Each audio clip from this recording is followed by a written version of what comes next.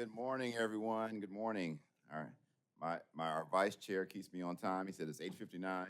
He says you have 30 seconds and you got to start. Thank you, Commissioner Wow, for that.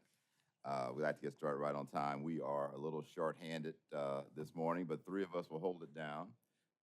Commissioners Hassler and Ashworth are excused this morning.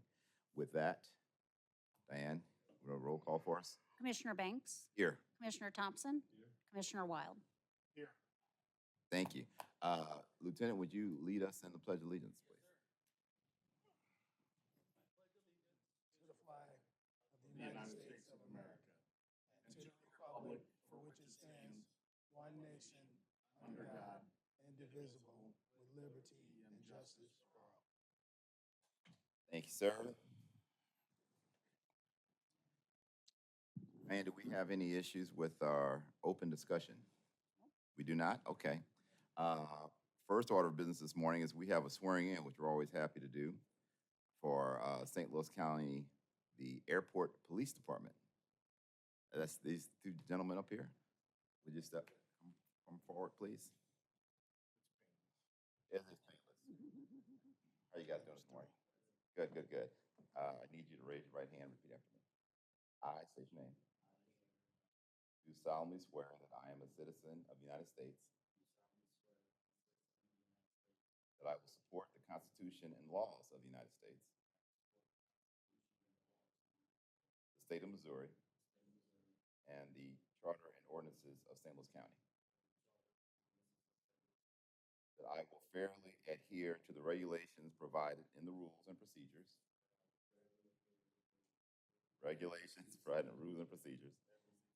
for deputization as adopted by St. Louis County, and that I will faithfully demean myself as a deputized officer of the St. Louis County Police, so help me God. Congratulations, it was fairly painless. Talk about fun. One more thing, let me read this to you. No, sir, you're just, as a deputized officer of St. Louis County, you are restricted to the protection of persons and property at Lambert St. Louis International Airport. We have to say that, it's like our disclaimer. All right, thank you guys. Congratulations. Congratulations, brother. I'm looking out for you in parking. That's right. Airport. Okay, well, we have another substitution today. Pinch hitting for the chief is the deputy chief. Good morning, Deputy Chief. Good morning, Mr. Chairman. Up to you, sir. Good morning, Board of Police Commissioners and ladies and gentlemen. First up, we have a Chief's commendation for Officer Marcus Bechtold. He will be presented by Lieutenant Kurt Hauser of the Yafton Precinct.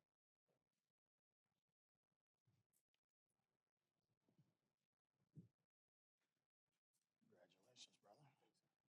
That's all yours. See that? It's in your packet. I even smiled on that one. Morning, everybody. I'd like to present Officer Bechtold here to the audience and the board. You're doing an outstanding job in March of 2024.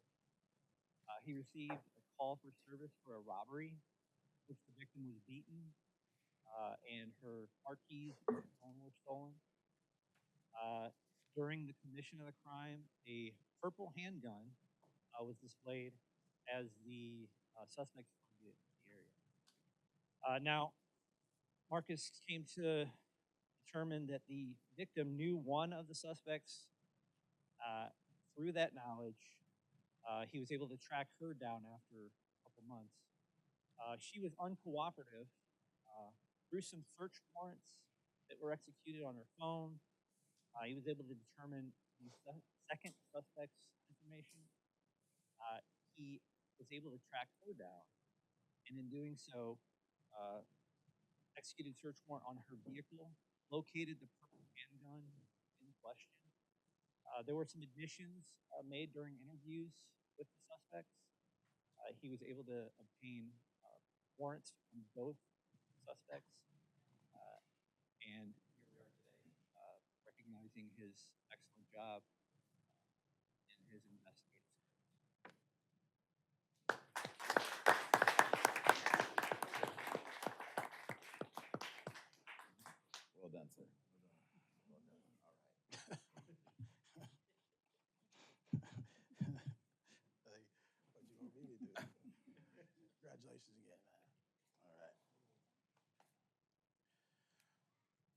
also have two promotions today. Oh. Marcus, I don't think so. He's leaving. Nobody followed, so we're gonna say no. He couldn't wait to get out of here. You're good. Next up, a promotion to Lieutenant Earl the Pearl Chambers. Earl the Pearl. Promoted to the rank of lieutenant. Long time coming. Big dog.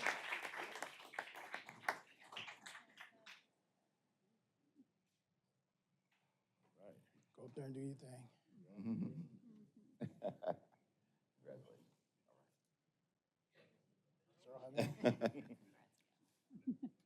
The lieutenant will be assigned to the North County precinct. Actually, he's already up there. Do you have Great. anybody with you today?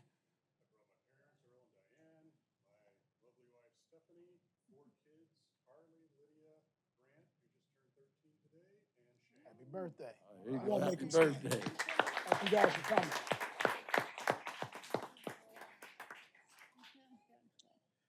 The second promotion is Brian Battles, who is being promoted to Deputy Director out at Communications. Congratulations, Brian. Nice seat, man.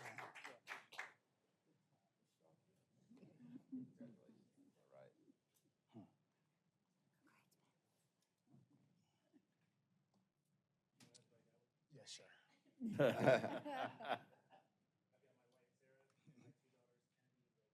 All right, thanks for coming. I was wondering who those girls were. Next up, we got the Chiefs report. First up is Hold on, Supervisor. hold on, one second. We want to give these people fair warning that they don't want to hear you, if they don't want to hear you excited. speak. Yeah, I know. We're excited to hear you. But family members, you're welcome to stay because this is going to be riveting.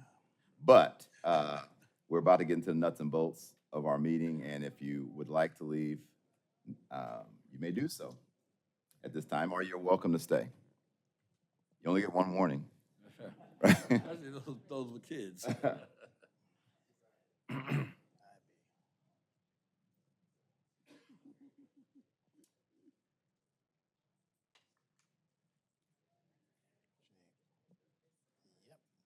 me get out of Terry's way.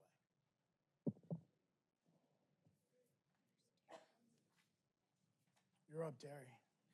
Make us proud. The record should reflect that Lieutenant Chambers' family is the first to ever stay after that invitation. I don't know what that says about it. That's gonna be in the records forever. Good morning. There hasn't been a whole lot of change since I was here last. Still for 2025, a $4 million deficit, overtime 3.7 deficit.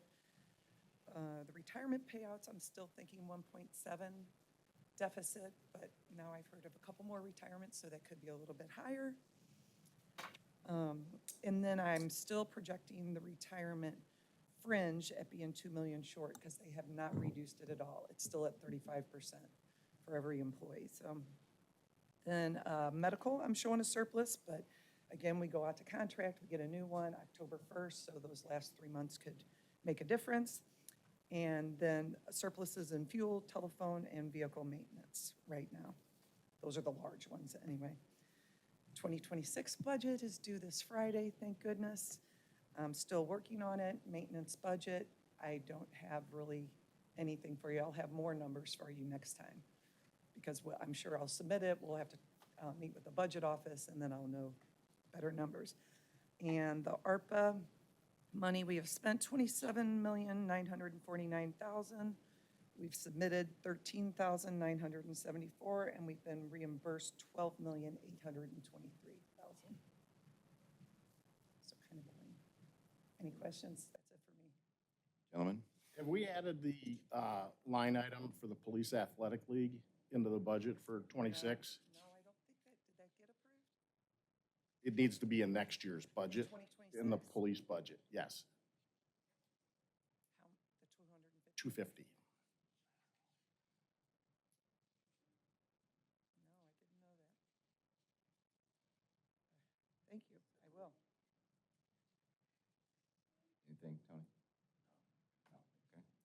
Thank you. Thank you. Terry? I don't think they got approved yet, though. Okay. Next up is Captain Bland with the crime statistics. Morning, Board. Good morning. Morning. There's a way to get this projected.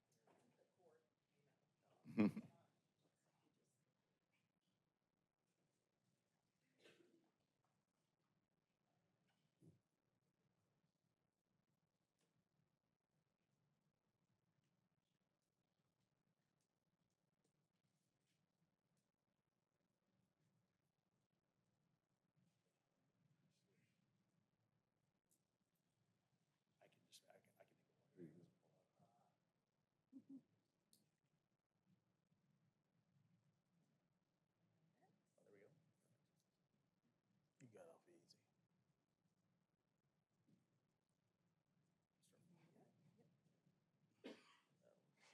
Thank you. Morning. I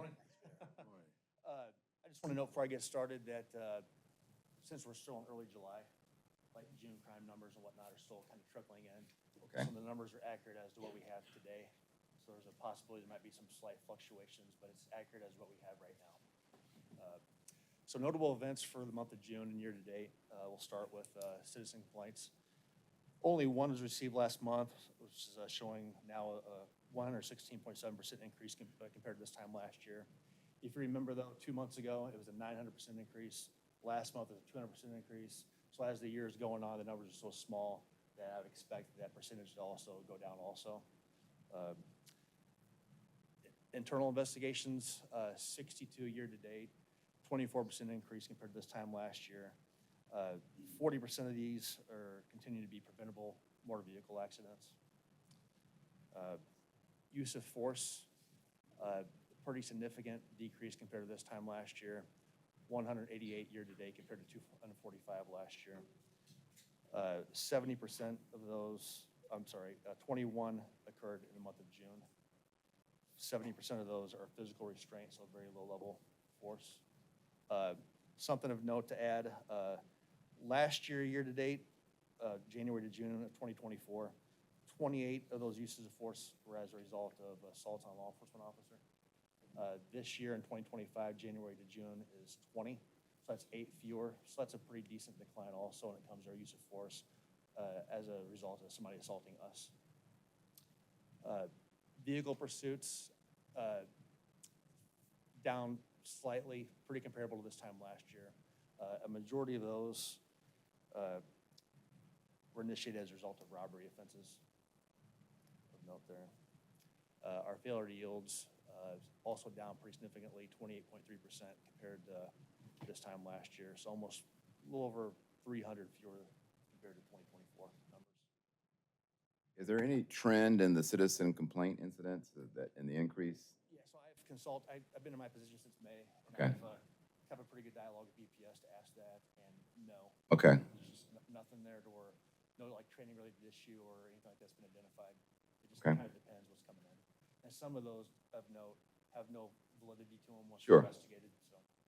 I understand. Any questions on that one? And I think last month, there might have been some confusion on failure to yield. That number is somebody that we're trying to actually initiate a traffic stop on for an investigative purpose Mhm. or for a motor vehicle violation that they're not stopping for us. That's nothing to do with, Sure. you know, citizens not failing to yield to somebody else, so. Well, I think we know that. That's the, I'm sorry, go back. That was the heat map, which has not shown up for some reason, but most of our failure to yields still occur in the 1st and 8th precinct. That's almost half, 51%. So like I said earlier, since it's early July, June numbers are still coming in, but as of right now, arrests for the month of June, 640, 70 gun seized, and 40 DWIs. DWIs are down because one of our dedicated highway safety DWI officers was promoted, so he's no longer there, and I don't think that position's been filled yet. Crimes against persons, down in almost every category. Everything's trending downwards by almost 12.4%. Homicides, here's the infographic on that. 4 homicides were investigated in the month of June. So we've had 20 homicides this year, which is down from last year. If you look at the clearance rate, it's pretty exceptional. Of note, like the national average for homicide clearance rate is around 60%, and you see where we're at, which is exceptional numbers. And all 4 of those last month took place in the St. Louis County patrolled areas. No municipal homicides. Crimes against property, once again, we're still continuing to enjoy a downward trend in crimes against property, down 15.6% overall. Nothing really other significant on that other than just crimes trending downwards. Crimes against society, same thing, 12.8% downwards, down in almost every category. Our directed calls for service, most of our precincts are starting to trend above the moving average, which we'd expect that because it's summertime, calls for service are starting to go up. It's a lot of numbers to digest, but any questions on that slide?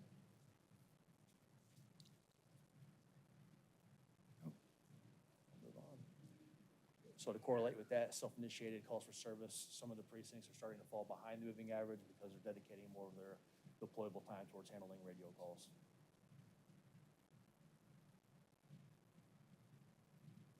Top calls, sick cases continue to be the top call for service that our officers go to.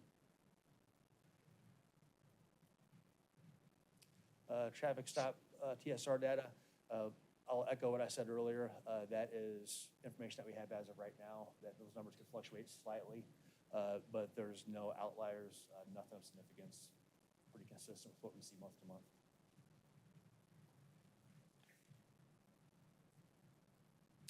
Any questions for me? Gentlemen? No, I would commend the transit police for the number of stops that they made. If I saw it correctly, it was over 1,000. Quite a few. And on that system, that's fantastic. Thank Nice you. cap, bro.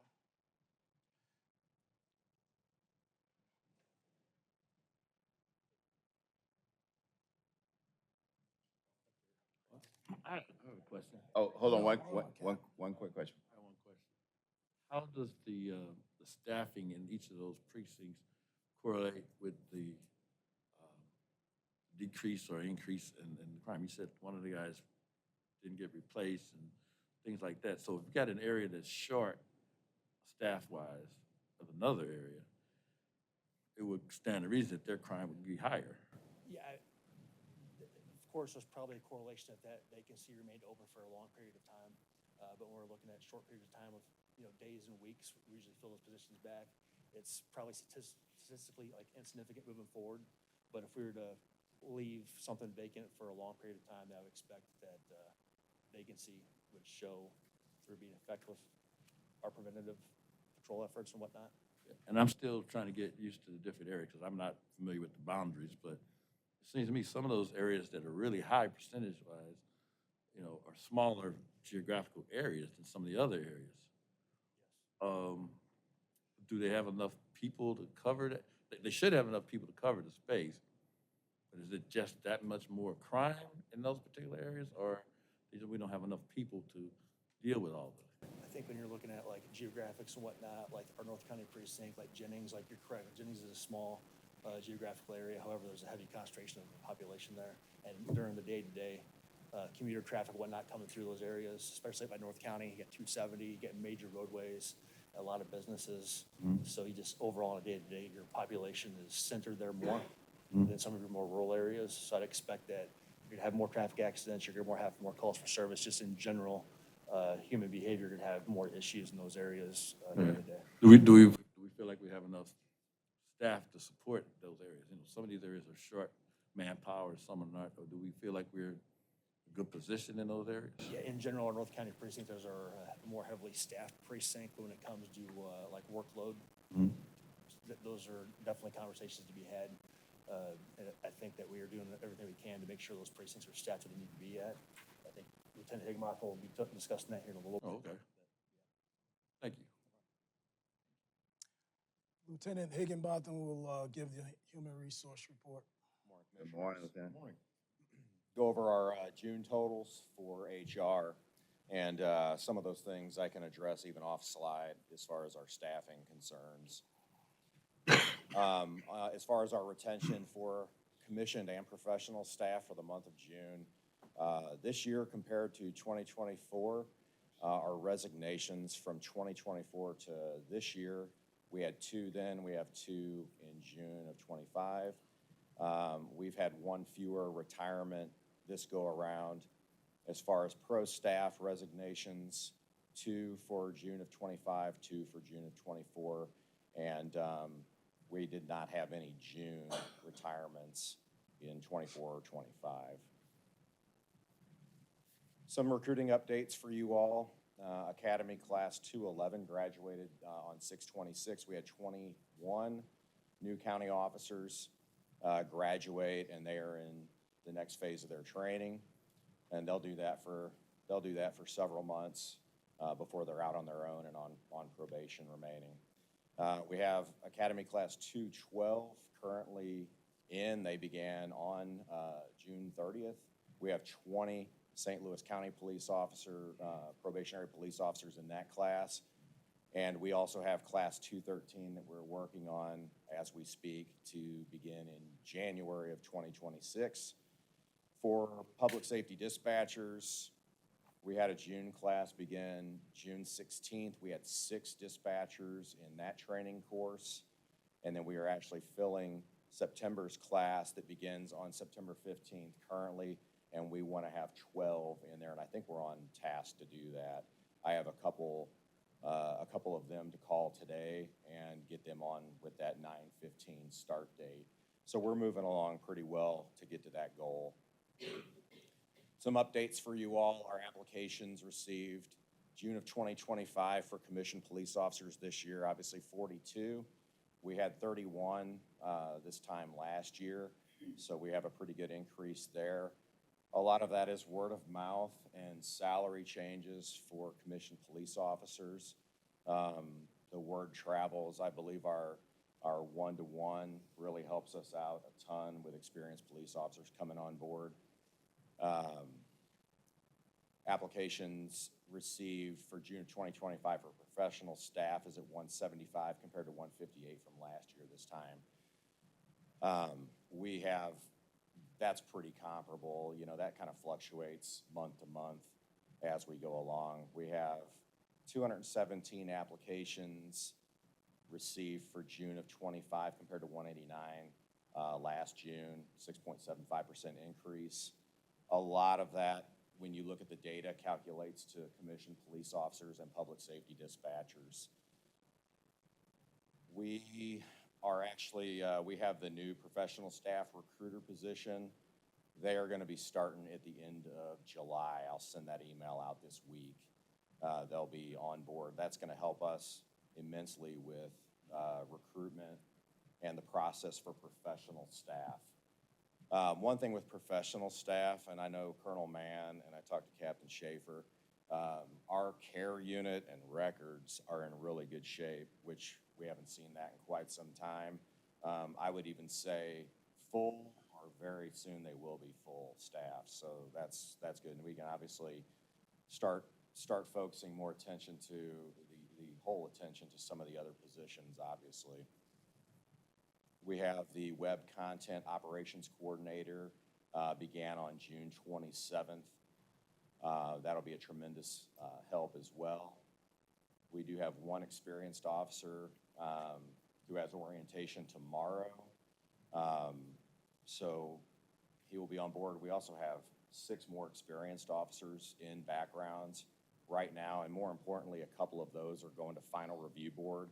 So we are at different stages with them, but they can offer a pretty immediate assistance to our staffing issues in patrol, just because they don't have to go through as much training to hit the road and be ready to go. We currently have 5 security officers in backgrounds, and we're trying to get more of them spun up. We need some security officers. We need police officers. So that's where we're focusing our attention. Obviously, our 9/15 Dispatch Academy, I think we're going to, and I'll keep that report current with you all, but I think we're going to hit 12 for that easily. We are already we already have 2 recruits and backgrounds for this class 213, which begins in January. In my world, I would like to see that at 30. We'll see how that goes. If I get there, we'll see how that works out. You guys can, we'll find out as we go forward. I'd like to see that happen.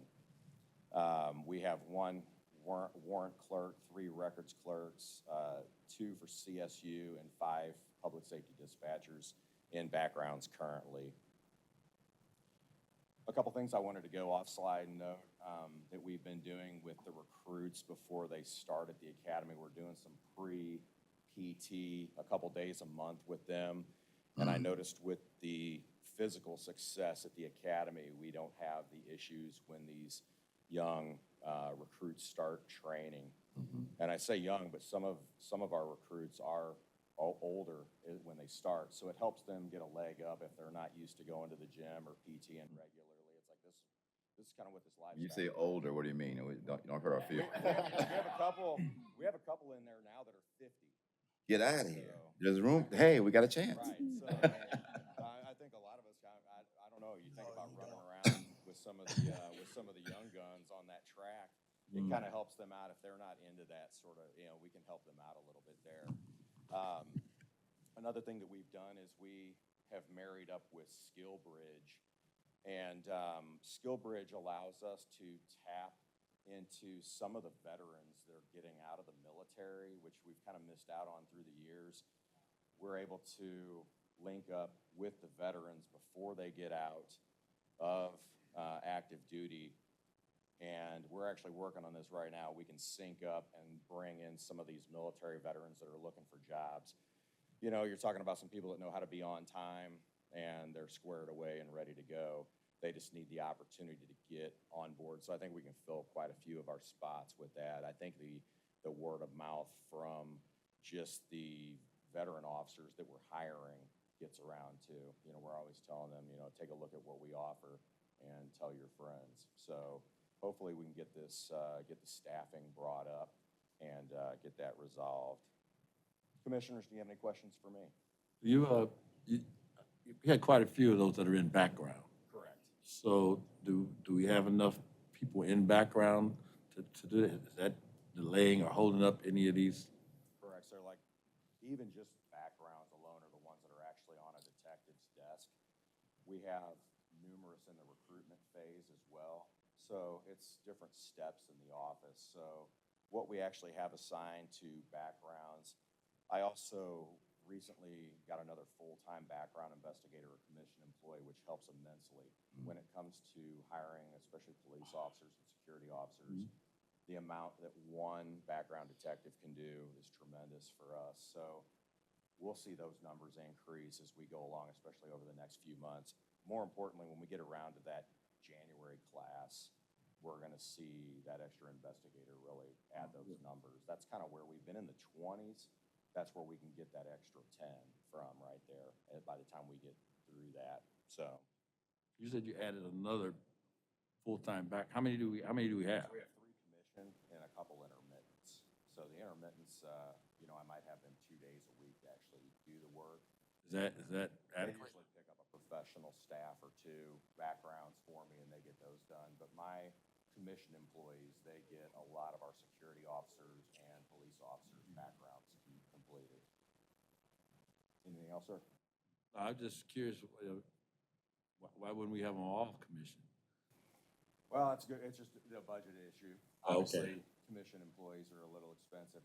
We're limited on space and staffing as a whole can be an issue. So 3 is quite a bit. So Yeah, because I know when we're talking about being short-staffed and all these different things and trying to recruit, if we can get more people in general investigation, that would be money well spent, I would think, sure. to make sure that you had adequate. And we do have a new commissioned background investigator, and we also got the new civilian recruiter. So we are making some progress there. So, and that's just recent. So Yeah. we're on the right track. I'm just saying, that's the kind of stuff we could help you guys out with, if there's, if money needs to be shifted to an area to help us get more officers sooner, quicker, better, I think that's where we should focus. No, congratulations on the size of the academy classes. It Oh, yeah, was that's standing impressive. room only out at the old Merritt's facility, and it was great to see that whole front row full They're of, backed up tremendously too. They have a lot of people supporting them, which is awesome. That helps us out immensely through the years because they have a good support system going through the job, so that's tremendous. How's the cadet program working? Because you guys still have that, Oh, right? yeah, absolutely, very well. And for the last presentation, I actually broke that down as far as that class that graduated. We had, the better part of half that class was either cadets, dispatchers, or pre-recruits. So that was pretty good. I mean, we had a tremendous amount of retention and development of those employees from early to graduation from the academy. Thank you. All right, thank you. the last shout out I'll give you though is on diversity of the class also. It was Absolutely. refreshing to see the different nationalities and genders all represented. Absolutely, thank you, sir. Thank you, Commissioner, Lieutenant. Thank you. we also use limited duty officers to help out with the backgrounds also. Okay. So that's been a big help. I think the lieutenant took up the sergeant's time, so you guys want to skip security services. The security services overview will be done by Sergeant Spicer. Great.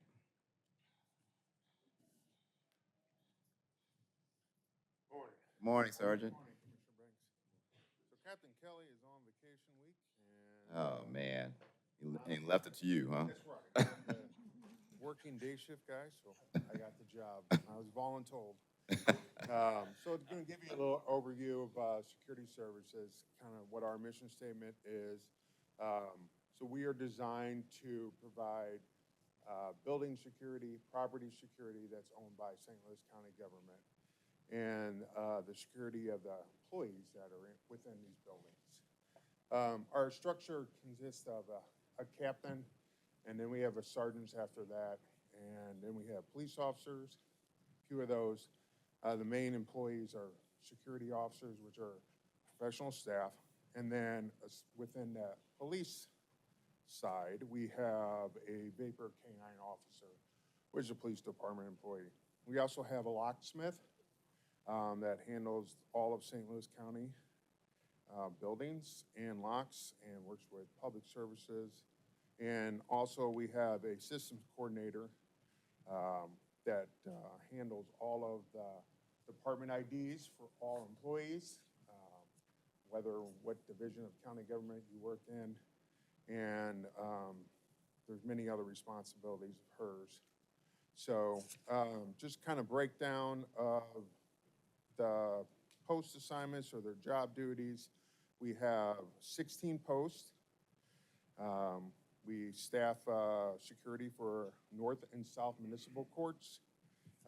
We provide security for the St. Louis County government, county council meetings, P&Z meetings, committee of the whole meetings. And then also we provide security upon request when we have disasters, whether it's a cooling station, a warming station, any of those that the EOC may set up for the citizens of St. Louis County. Our buildings of these posts consist of, we have a communications desk. We have the Justice Center, which is open 24/7, 7 days a week. That building's staffed all the time. When it's not business hours, you have walk-ins, people that want to turn themselves in on felony warrants. You also have the community that comes in, visits their loved ones that are being housed with Justice Services. In the courts building, the main courts building, that is the 24th Circuit. That is the largest court system in the state of Missouri. That also houses juvenile detention. So that is always staffed by workers, 24/7, 365 a day. And also on the weekends, there's the family court division for supervised family court. So on Saturday, families come in for child custody supervised visits there. Also, in that building, we have the loading dock, which packages and everything get scanned through the x-rays before they would go up to judges' chambers or any of the other offices. The internal mail system runs through there. All that gets scanned. And then as we venture still at the Clayton campus, we have obviously police headquarters here. We have the checkpoint here. And then at County Government Annex headquarters building. And then we start venturing outside the Clayton campus with staffing there. The county health buildings have staffing, and those consist of the main one at Berkeley, Pine Lawn, and then South County. We have the ECC, we staff that person there. And then we have county revenue, does MOUs with the department. So a memo understanding between the police department and another county government division. So we have Department of Revenue, the assessors, and the court system. So we have South County Government, we have Northwest Crossing, which is a big facility that has lots of services for the public. And then down South County, in that plaza, there's 3 separate divisions: assessors, DOR, and the courts are all there. And then they did St. Louis County senior tax freeze. We staffed that. We actually went out to West County Government Center for that. So as you see, there's lots of elements that are kind of behind the scenes that help us run. And just give you guys some numbers to look at. So for 2025, the numbers of employees and visitors and employees that have been screened, we've had 765,000 plus people. That's on track to the 2024 total numbers of 1.4 plus million people that are employees and visitors. During that time, in 2025, we have prevented or discovered 24 guns that the employees or the citizens have brought in, 3,123 knives or other banned items that are potential weapons. That's about, it's still on track from 24 numbers. That's about half. Last year we had 40 guns and we had 7,600 knives / banned items. So we're on track. We're doing our job. We're keeping things safe. Another notable things that we handle is when the judges get a threat from people on their docket and all that.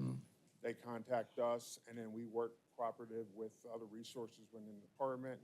And usually it's police intel, the CIT unit, SRU, and the municipal police departments of where the judges may reside if it's not within unincorporated St. Louis County. We encourage career development of our employees.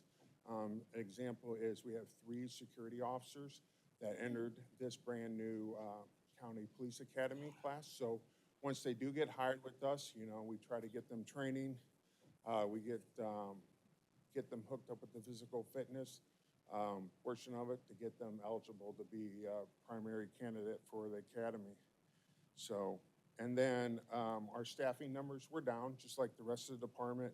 So we're authorized for 73, and we currently have 54. So that's a quick overview of security services. Do you guys have any questions for me that I can answer? I just want to say thanks for what you guys do. I interact with you guys probably more than some of the other commissioners through the courthouse, and always feel good. You guys do a very good job there, and courteous, but do a good job. So that's well done. Thanks, Sarge. A lot of guns that you guys stopped. Captain Bland will provide the overview for our research and analysis. Right. Good morning, Captain. Commissioner Ashworth left 100 questions for you. So I'll be asking those on his behalf. Each has 5 subparts. I'll start by saying I've been in my position since mid-May, so I'm still learning my job, but I've already been very impressed at the staff that are in this office. So even to call them staff, I feel like it's a generic term for them because they're so dedicated and the work product they produce, I'm impressed. So very little error, they're spot on. And my staff range from 2 years of experience to about 15. And the institutional knowledge most of them already have about our department is fantastic, and it pays dividends when it comes to the work product that they produce. So I can't say enough about how good the staff in that office are. It's made my job, my transition to research and analysis that much easier. I can only imagine what it'd be like if they left me out to dry, but they've been very helpful, embracing, and I'm still kind of learning my way, and they're kind of showing me what I need to be doing. So the Bureau of Research and Analysis is responsible for grant management, policy development, crime statistics, our CLIA accreditation, crime pattern detection, crime mapping, and resource deployment. So to kind of answer your question earlier, when it comes to the numbers they produce, our precinct commanders, deputy chief, the chief of police, they utilize that stuff to determine our resource allocation deployment out there in the field, if there need to be any adjustments or whatnot, based on the information that we provide. The Bureau of Research and Analysis formed 8 years ago based on a merger from planning and the crime analysis unit. Years later, the not too distant past, the Office of Staff Inspections was added, and then most recently, our Police Contract Services unit came under our umbrella. So, of course, I'm the commander of the unit, and I'm responsible for supervising 8 employees, include the deputy director for our contract services unit. This is a brief overview that highlights some of the accolades of the staff in there. Erica Horton does a phenomenal job. She's our grant manager. Anything to deal with grants, she is the subject matter expert in our department. Currently, we have 23 active grants in place. That brings in the better part of $11 million each year. That pays for positions, pays for equipment.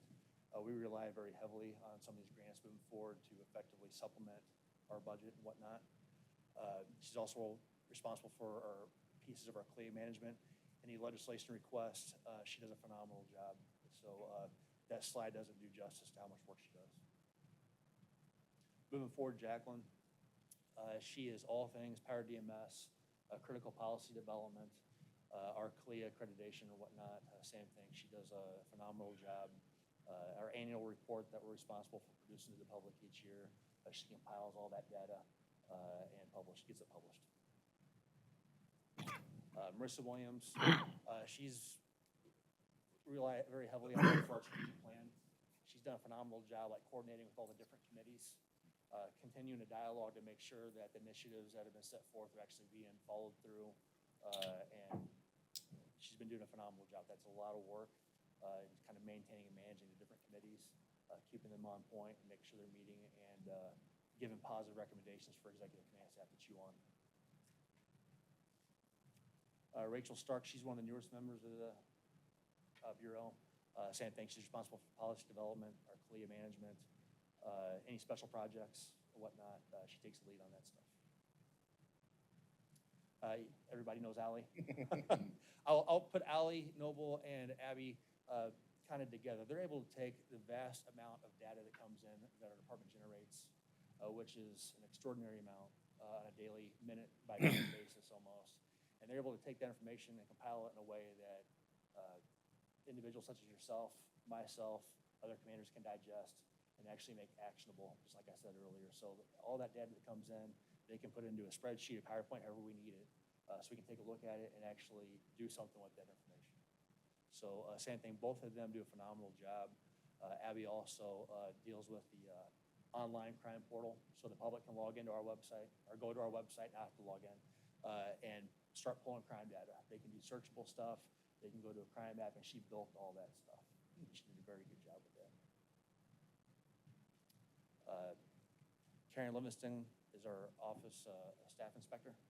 She came in the unit, I believe, the same weekend that I did. Same thing. I'm very impressed with how quickly she hit the ground.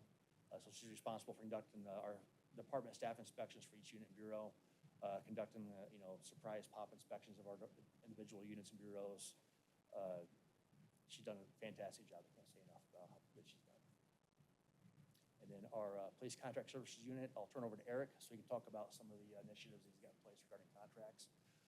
I'll just call you Eric. Hello. Good morning. Good morning. So I'll keep it very brief. Basically, our police contract services unit, Eric Kushner-Kevich, your deputy director, Currently, St. Louis County holds 71 contracts with municipalities and other agencies within and outside of St. Louis County.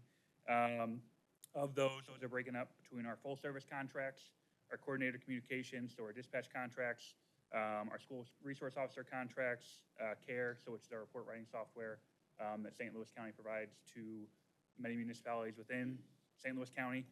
And then right now, kind of the big deep dive is evaluating costs of services across the board. Obviously, policing has changed over the years in terms of technology, equipment, body cams, tasers, things of that nature. So kind of doing a deep dive into what this true cost is to our services and trying to make sure that they are equitable across the board for ourselves and for our municipalities that we serve and provide services to.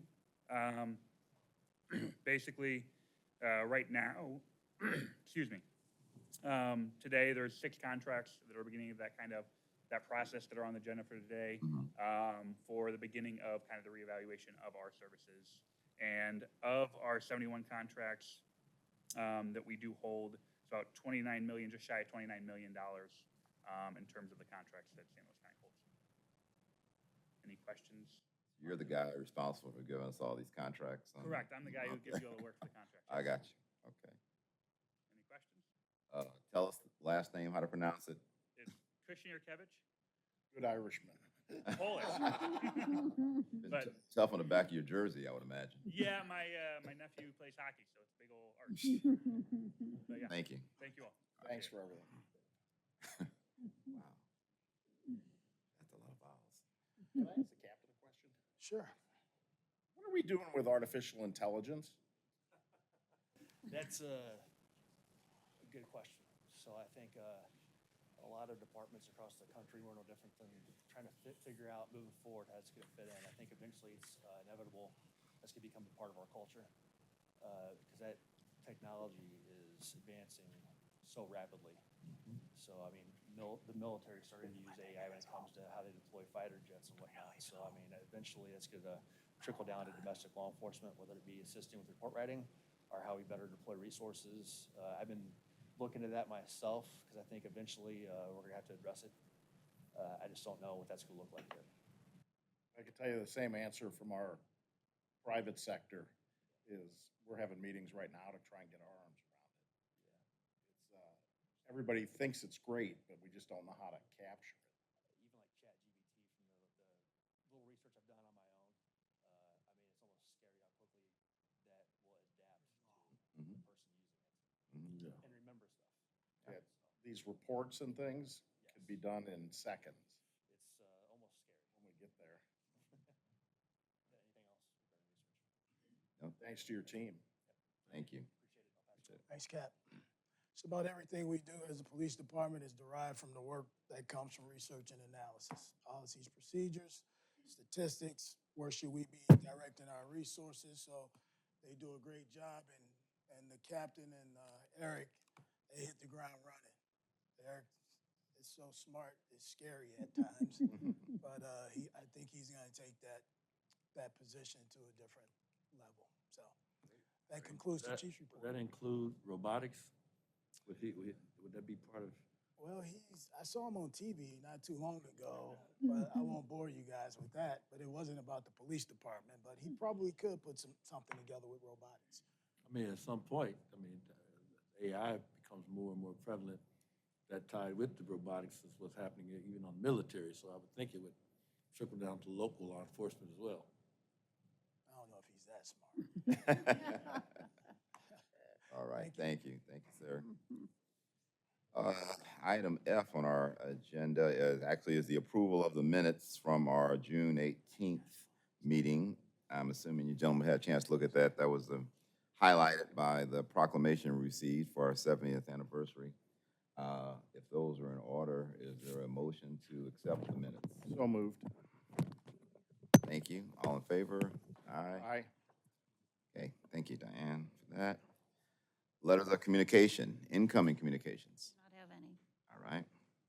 Outgoing communications, anything going on there? And H is our old business. Okay, no old business, gentlemen. New business, thanks to Eric, we have a bunch of contracts. Uh, We have professional service agreements A through F in our packages, along with item S, which is a memo of understanding. Is there a motion that we accept the professional service agreements and the MOU as provided to us? So moved. All in favor? Aye. Aye. Thank you, gentlemen. Next item is General Order 25-086 Crisis Intervention Program. You're back up. All right. I'll just highlight two major changes to this updated order. First one is just allowing our officers to utilize CARE for the CIT referral report. Traditionally, that was done utilizing a different system, and now that can all be taken care of through CARE. So that's number one. Okay. Number two is allowing certain calls for service when they come into communications to be diverted to a community behavioral health liaison, so they can vet those calls and determine if it's just an individual that might need just additional resources as opposed to a traditional police response where we would send somebody to that. So those are the two major changes to allow communications to steer calls that way. Okay. Your recommendation that we approve the CIT program on this? Okay. Great. Is there a motion to approve this order? I move that we approve the order as written. Thank you. All in favor? Aye. Aye. Thank you very much, sir. Our public forum. Yes, we do have one speaker, Audra Parker. Great. Ms. Parker, welcome. Good morning. Good morning. I didn't have time to print, so I just grabbed my laptop. Is it okay to pull this down? Sure. Sure. Okay.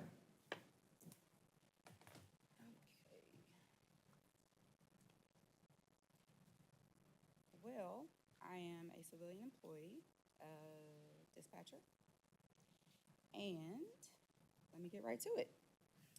So on June 13th, 2023, my vehicle and several of my colleagues' vehicles suffered extensive paint damage when a contracted company, Revive Homes, was hired to paint the south end fence of the property. So prior to that day, we got several emails that detailed like, hey, park here so your vehicle will not be damaged. So some of us even took the extra step of parking even further away, you know. Well, our vehicles were still damaged. A total of 17 vehicles suffered from overspray because I don't think they use barriers. So after the incident, we compiled a list and gave it to Public Works, our Public Works Department.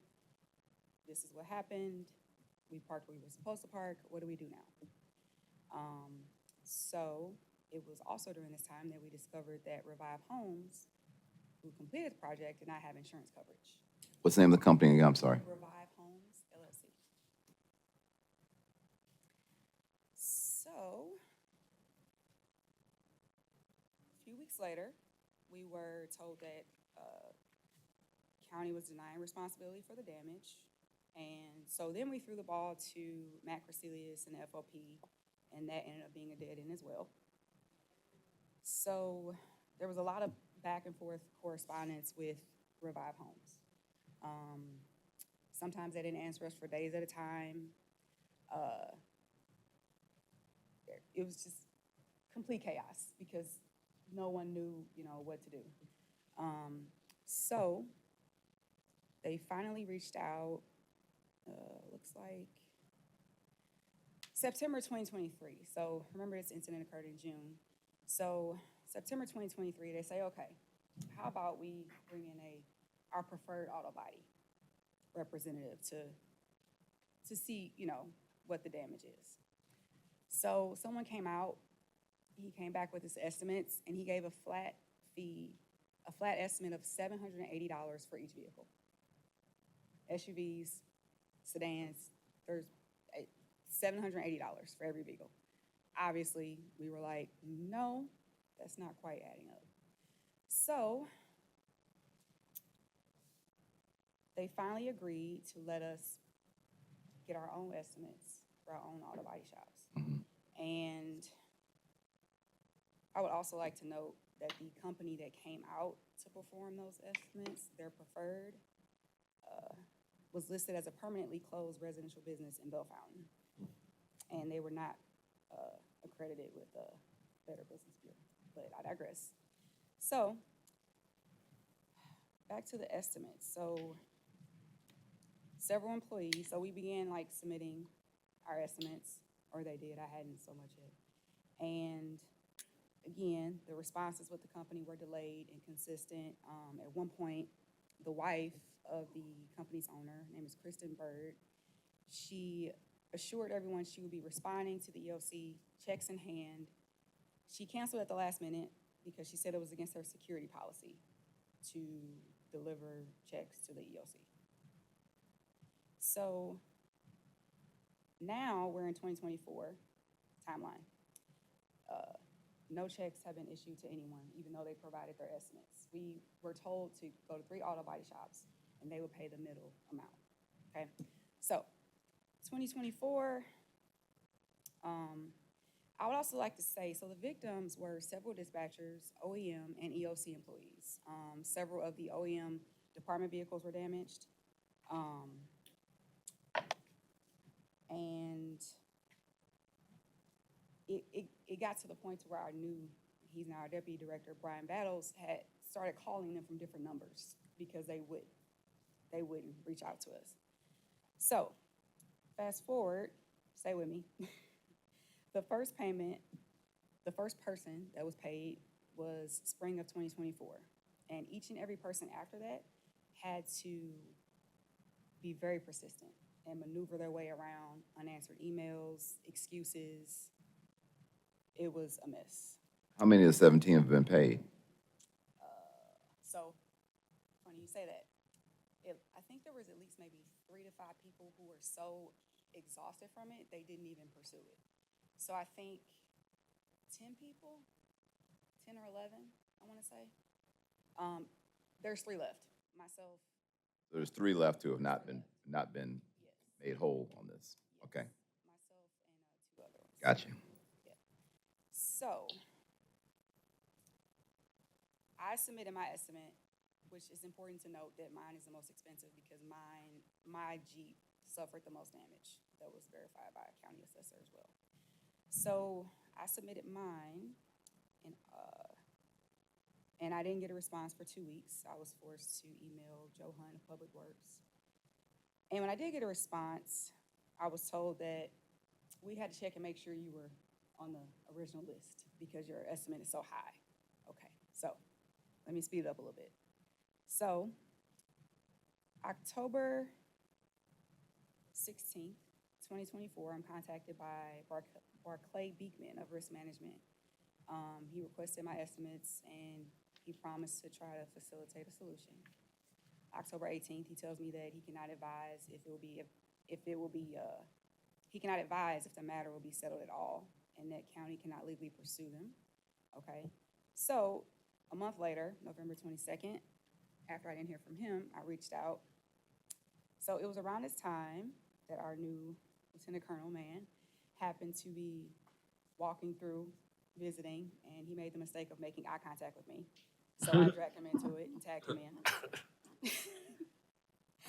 And so the email started again, and looks like he reached out to Risk Management again. And at this entire time, we had not heard from Revive Homes. Like, they went MIA for months.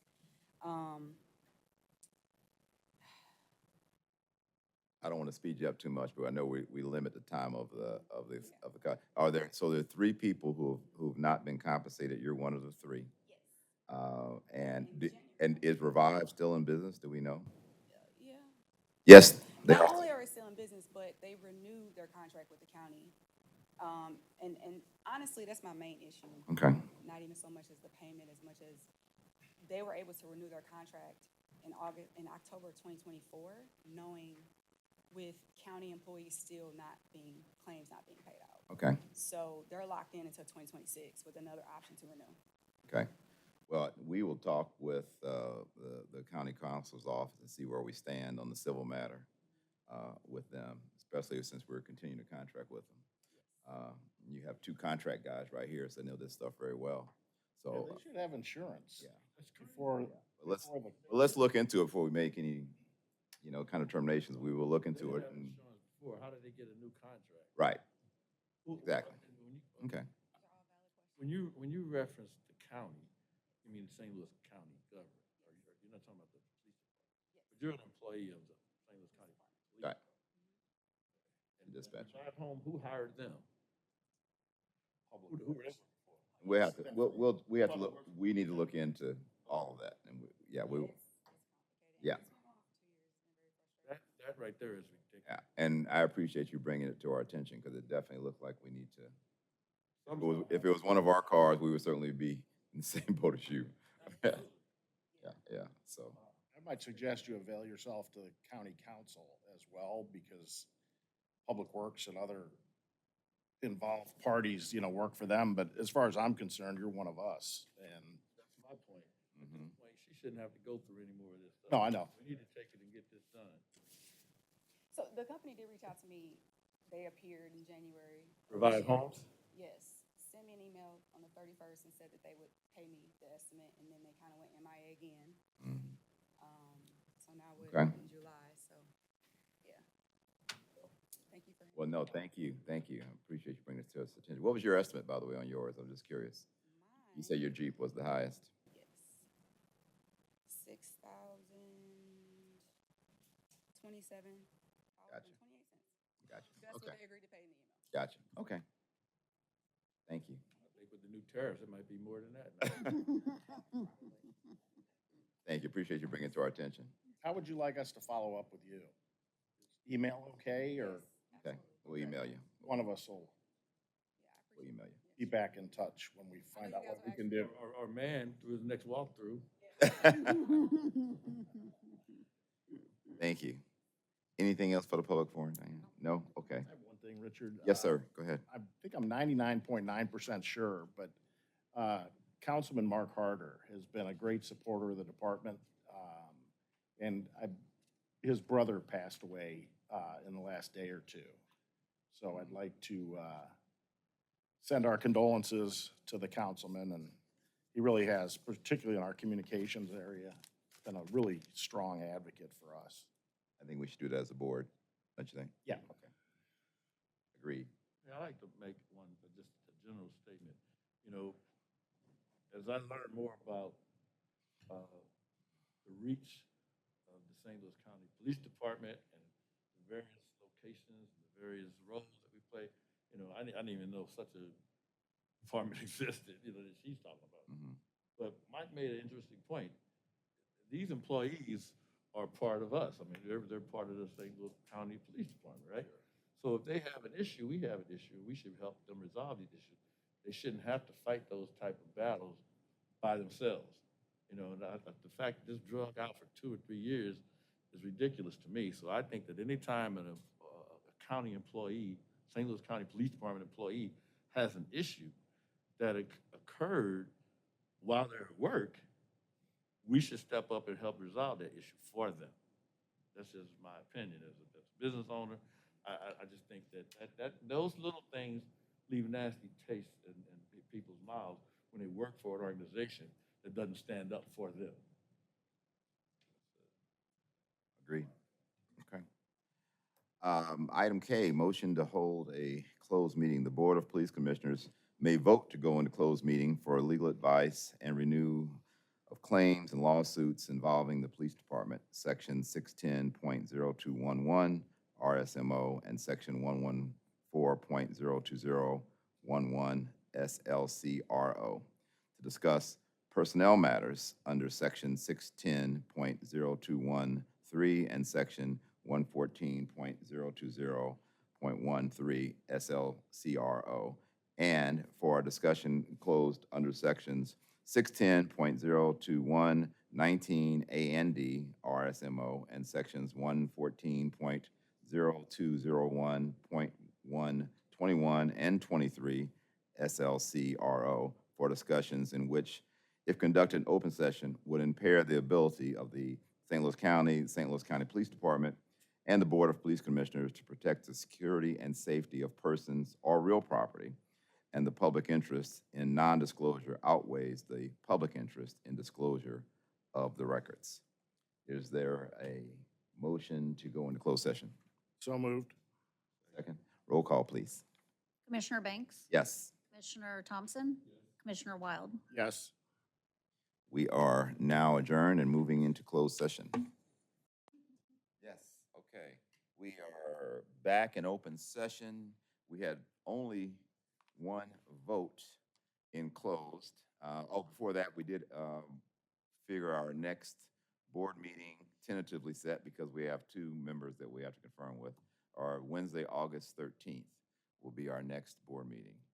The only vote we took was to go back to open session. It was unanimous that we go there, and if there's nothing else, gentlemen, I move that we get out of here. he means adjourn, and you seconded it? I'll second it. All right, thank you. We have to do a roll A roll call. call, yeah. Commissioner Banks? Yes. Commissioner Thompson? Commissioner Wild? Yes. Thank you.